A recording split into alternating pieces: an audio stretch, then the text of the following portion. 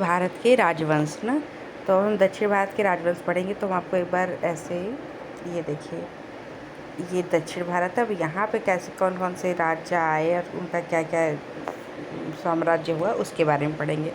तो पहला क्वेश्चन है कि चोल शिलालेख से उल्लिखित गुरुकुल हेतु प्रदान की गई भूमि को, मतलब गुरुकुल के लिए जहाँ पे बच्चे पढ़ते थे उस भूमि को अनुरक्षण कहा जाता था। तो शाला भोग के अनुरक्षण कहा जाता था। शाला भोग, ऐसे पाठशाला कह सकते हैं ना, तो शाला भोग। फिर होयसल साम्राज्य की राजधानी क्या थी? द्वार समुद्र। होयसल साम्राज्य की, होयसल मतलब द्वार में होल हो गया है, होयसल। दिए गए विकल्पों में से किस राजवंश ने दक्षिण पूर्व एशिया में शिपिंग उद्यम स्थापित किए? तो वो किए थे चोल ने। चोल शिपिंग उद्यम। राजा सिंह विष्णु वंश के शासक थे। किस वंश के शासक थे? राजा सिंह विष्णु वंश पल्लव वंश के शासक थे। राजा सिंह विष्णु पल्लव वंश के शासक थे। नहीं, हाँ, पल्लव वंश के। पुलकेशिन प्रथम और पुलकेशिन द्वितीय नाम संबंधित है किससे? चालुक्य वंश से। तो पुलकेशिन चालू थे दोनों, तो चालुक्य वंश। पुलकेशिन द्वितीय किस राजवंश के प्रख्यात शासक थे? तो पुलकेशिन, अभी हम लोग पढ़े थे ना, चालुक्य। पुलकेशिन क्या आया? चालुक्य, चालू थे तो चालुक्य। 7वीं और 8वीं सदी में बहुत शक्तिशाली हो गए और कांचीपुरम उनकी राजधानी थी। किनकी? तो ये थी ए मतलब पल्लव की। पल्लव जो थे वो उनकी राजधानी कांचीपुरम बन गई थी। ठीक है। और कांची की राजधानी थी, पल्लव की राजधानी कांची थी। फिर लिखा है कि पांडव वंश की राजधानी क्या थी? तो पांडव वंश की राजधानी मदुरै थी। मदुरै नहीं, मदुरै। तो पांड्या ने मदुरै के आसपास की, तो यहाँ पांड्या ने मदुरै के आसपास के क्षेत्रों पर शासन किया। 13वीं शताब्दी सर्वोच्चता पर। पूर्व चोल राजाओं में से जिसे सबसे महान माना जाता था, तो उसमें काल को महान माना जाता था पूर्व चोल राजाओं में। फिर है पल्लव वंश के कौन से राजा संस्कृत नाटक भी लिखा सहित 11 राजाओं को हराया था? करिकाल ने कावेरी नदी के तट पर पुहारपट्टम मतलब कावेरीपट्टनम नामक नगर की स्थापना की। तो लिखा चोलों को करते थे महेंद्रवरम। एक मिनट, पे ना जाओ भाई इधर। हाँ,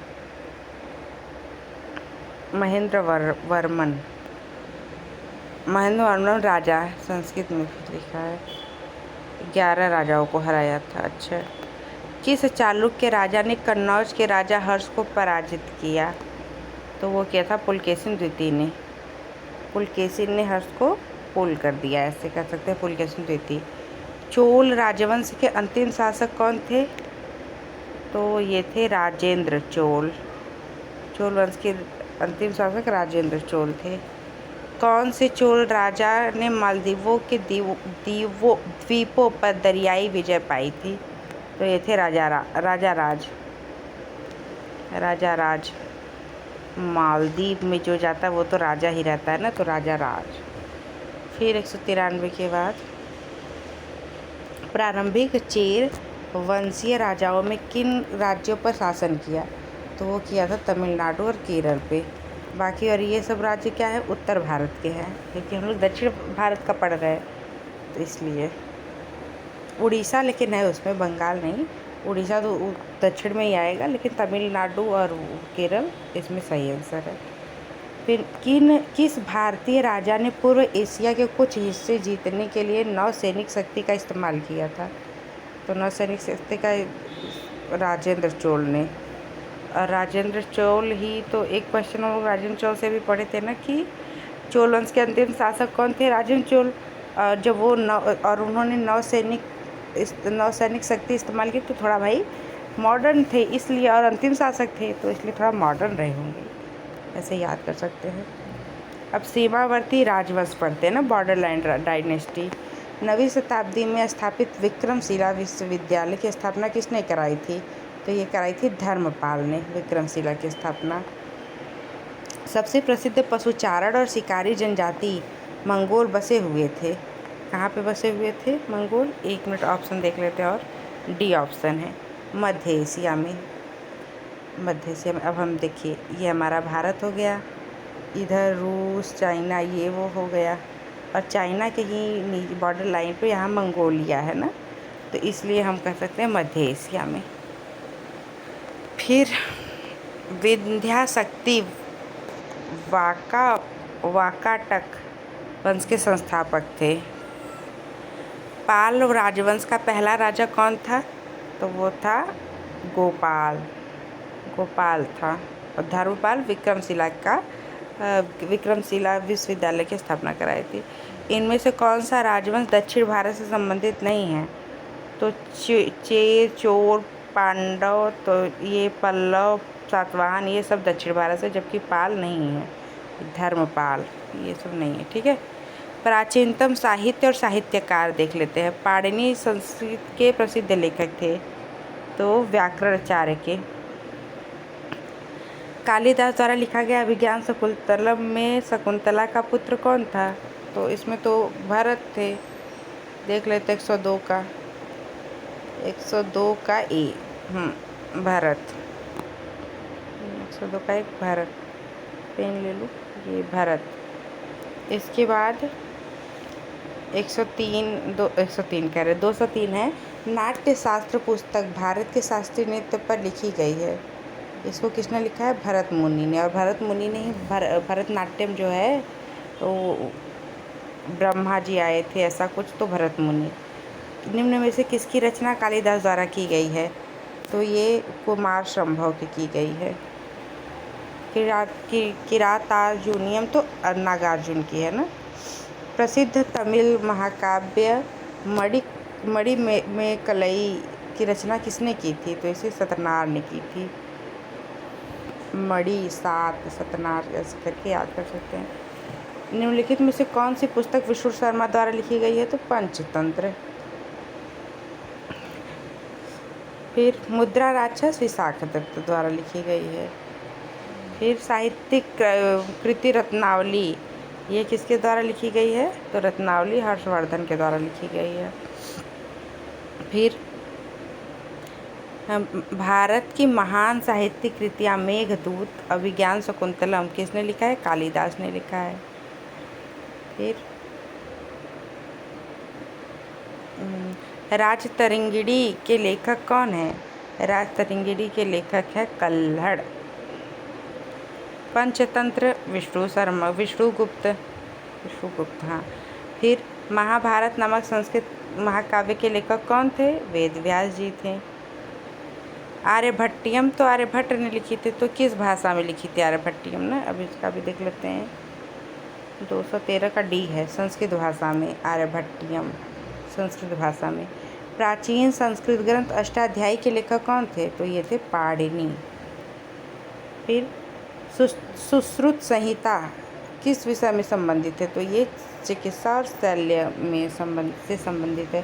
प्रसिद्ध संस्कृत नाटक स्वप्नवासवदत्तम किसने लिखा था?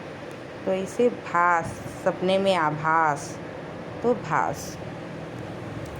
महाभारत का मूल नाम क्या था? इसे कहते थे हम जय संहिता। 10 कुमार चरितम या टेल्स ऑफ 10 प्रिंसेस की रचना किसने की थी? तो ये की थी 10 और 10 से दांडी। हर्षचरित के लेखक कौन हैं? तो उसके लेखक हैं बाणभट्ट।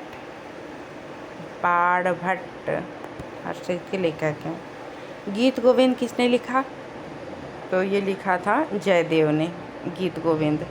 जय जय जय जय गाना गाते हैं ना तो गीत गोविंद जय देव। किताब उल हिंद किस यात्री ने लिखा था? तो अलबरूनी ने लिखा था। निम्नलिखित में से किस प्राचीन भारतीय दार्शनिक ने पदार्थ के सूक्ष्मतम कण के बारे में उल्लेख किया और इसे परमाणु नाम दिया? तो ये थे कणाद। परमाणु न कहाँ गया? परमाणु, कणाद, परमाणु के कण, कणाद न। इंडिका के लेखक कौन है? इंडिका के लेखक है मेगास्थनीज। तमिल कवि कंबन ने निम्नलिखित में से किस ग्रंथ के तमिल संस्करण का संकलन किया था? तो हमको लग रहा है कंबन ने महाभारत। देखो 124। अच्छा कम ये रामायण। और उसको क्या कहते थे? महाभारत को मृच्छकटिक नामक साहित्य कृति के लेखक कौन थे? शूद्रक। निम्नलिखित में से किसने प्राचीन भारत में मृच्छकटिका पुस्तक संकलित किया था? तो ये थे शूद्रक। संगम काल के महाकाव्य शिल्प्यादिकारम और मणिमेखलय भाषा में लिखे गए हैं। तो ये लिखे गए हैं तमिल में। निम्नलिखित में से किसने संस्कृत नाटक मुद्रा राक्षस हम लोग बार बार पढ़ रहे हैं, ये किसने लिखा था? विशाखदत्त ने। निम्नलिखित में कौन सा प्राचीन ग्रंथ पांचया वेद भी कहा जाता है? शिवपुराण, रामायण, ये हाँ रामायण, भगवद गीता की महाभारत? तो पंचाया वेद, इसे महाभारत। निम्नलिखित में से किसने रघुवंशम? तो रघुवंशम की संकलित किया था कालिदास में। पंचतंत्र विष्णु शर्मा। पंचतंत्र विष्णु शर्मा ना। निम्नलिखित में से किसने भारत के प्राचीन ग्रंथ नाट्यशास्त्र को संकलित किया? तो ये किया था भरत मुनि ने। नाट्यशास्त्र भरतनाट्यम भरत मुनि। पंच सिद्धांतिका बृहत संहिता और सांख्य संहिता के लेखक कौन है? तो अभी हम लोग बात किए थे ना ये वराह मिहिर। पंच सिद्धांतिका। तिरुक्कल्लूरल नामक प्रसिद्ध ग्रंथ के संकलनकर्ता कौन है? तो वो थे तिरुवल्लुवर। चलो ये तो इजी भी है, नाम से ऐड हो जाएगा। चरक संहिता चिकित्सा के किससे संबंधित है? तो ये आयुर्वेदिक से संबंधित है। सुश्रुत को के रूप में जाना जाता है, कैसे? तो ये भारतीय शल्य चिकित्सा के जनक के रूप में सुश्रुत को शल्य चिकित्सा ऑपरेशन ना। राज तरंगिणी द्वारा किन राज्यों का वर्णन किया गया था? तो इसमें किया गया था कश्मीर का। प्राचीन भारत में कल्हड़ द्वारा निम्नलिखित में से कौन सा पुस्तक लिखी गई है? तो कल्हड़ द्वारा राज तरंगिणी। प्राचीन भारतीय कानून दस्तावेज मनुस्मृति किस भाषा में लिखी गई है? तो ये लिखी गई है संस्कृत भाषा में। फिर निम्नलिखित में से कौन सा साहित्य संस्कृत में नहीं लिखा गया है? तो ये तिरुक्कुलर ये तमिल में लिखा गया है। इनमें से कौन एक भारतीय गणितज्ञ थे? तो ये थे भास्कर जी गणितज्ञ थे। पेन ले लो भाई। भास्कर भाग नहीं रहे थे गणित से। इनमें से कौन सी गणित विषय पर लिखित एक मध्ययुगीन भारतीय पुस्तक है? तो ये है लीलावती। गणित की लीला अपरंपार लीलावती। मनुस्मृति का अंग्रेजी में अनुवाद किसने किया था? तो ये किया था जॉर्ज बुलर ने मनुस्मृति का। हर्षचरित राजा हर्षवर्धन की जीवनी किसने लिखी थी? ये लिखी थी हर्षचरित बाणभट्ट ने। प्रशासन के बारे में सही जानकारी कौन देता है? बाणभट्ट, कल्हड़? तो ये देते हैं बाणभट्ट। प्राचीन काल में अमर सिंह द्वारा कितना हो गया? 245 ना। हाँ, प्राचीन काल में अमर सिंह द्वारा भाषा के शब्दों का एक शब्दकोश तैयार किया गया, जिसे अमरकोश कहा गया था। तो ये किस भाषा में थी? तो ये थी संस्कृत भाषा में। संस्कृत भाषा अमर रहे, अमरकोश। तो ये आज का क्लास हो गया। अब कल हम पढ़ेंगे प्राचीन कालीन स्थापत्य कला, चित्रकला, संगीत कला। धन्यवाद।